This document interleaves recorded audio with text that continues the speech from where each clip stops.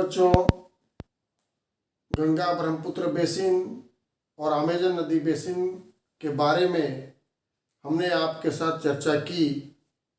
हम बात कर रहे हैं वर्ग 7 के भूगोल विषय की अध्याय 8, जिसमें हम लोग मानव पर्यावरण अन्योन्य क्रिया, उष्णकटिबंधीय प्रदेश और उपोष्ण प्रदेश के बारे में आपके साथ वीडियो के माध्यम से जुड़े हुए हैं।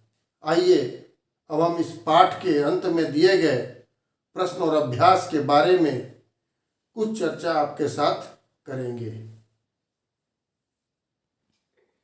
आइए अब हम लोग अभ्यास के कुछ प्रश्न हैं उसको हम लोग शुरू करते हैं। इसमें पहला प्रश्न आप लोग देख रहे हैं, रिक्त स्थानों की पूर्ति कीजिए। इसका अर्थ होता है जो खाली जगह है उसको सही शब्दों के द्वारा आपको भरना है। जैसे यहाँ लिखा हुआ अमेजन बेसिन डैश महाद्वीप में स्थित है। हम लोगों ने पढ़ लिया है अमेजन नदी दक्षिण अमेरिका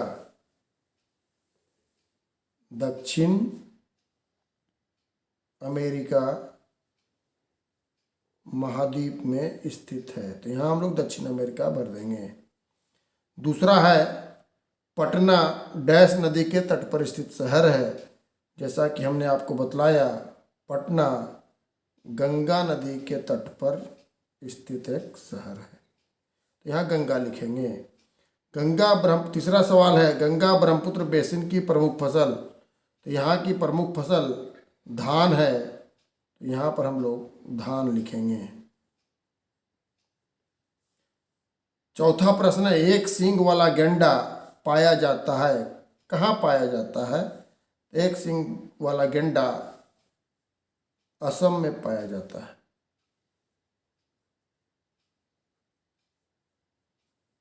असम में पाया जाता।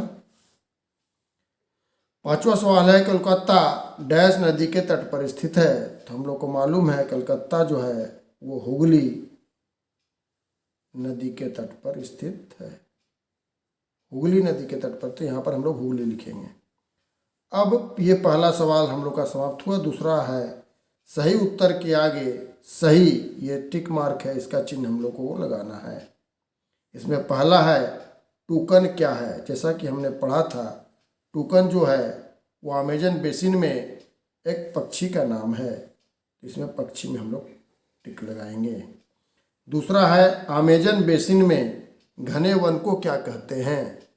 तो मालूम हम लोग को है अमेजन बेसिन के जो घने वन हैं उनको हम लोग सेल्वा कहते हैं, तो सेल्वा में हम लोग टिक लगाएंगे। तीसरा सवाल है चाय के बागान कहाँ पाए जाते हैं? तो मालूम है आप लोगों को कि भारत में चाय के बागान आसाम में पाए जाते हैं, इसलिए हम लोग आसाम लिखेंगे। चौथा है ब्राज़ील में स्थानांतरित कृषि को क्या कहते हैं? तो ब्राज़ील में स्थानांतरित कृषि को हम लोग रोक्का का कहते हैं, इसमें रोक्का में टिक लगाएंगे। इसके बाद का तीसरा सवाल हम लोग हल करेंगे लघु उत्तरीय प्रश्न। आइए अब हम लोग तीसरे सवाल की ओर आगे बढ़ते हैं और देखते हैं कि इसमें कौन कौन से प्रश्न दिए हुए हैं। पहला प्रश्न है अमेजन बेसिन में स्थित 2 देशों के नाम बताइए। तो अमेजन नदी में स्थित हमने 4-5 देशों की चर्चा आपके साथ की थी। इसमें से हम 2 देश कोई भी लिख सकते हैं। हमने यहाँ पर 2 देश लिखे हैं, एक ब्राज़ील और दूसरा पेरू।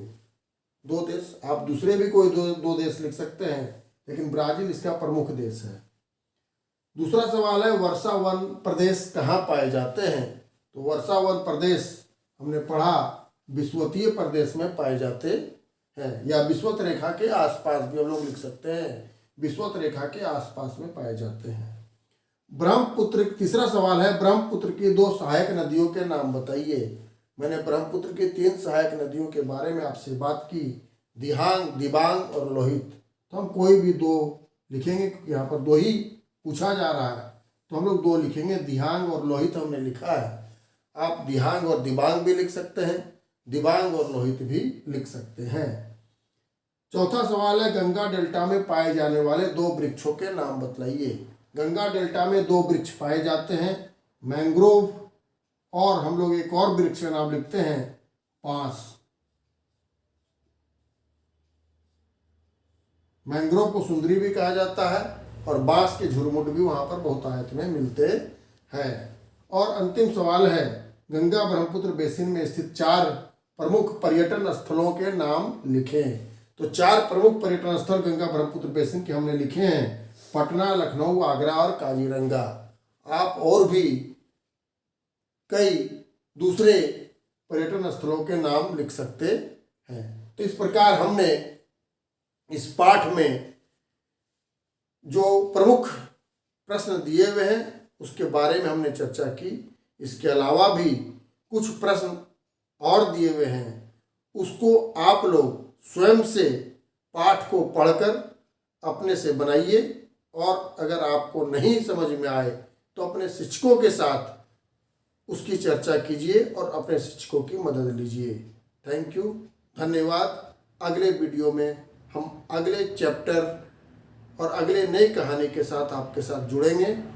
Thank you.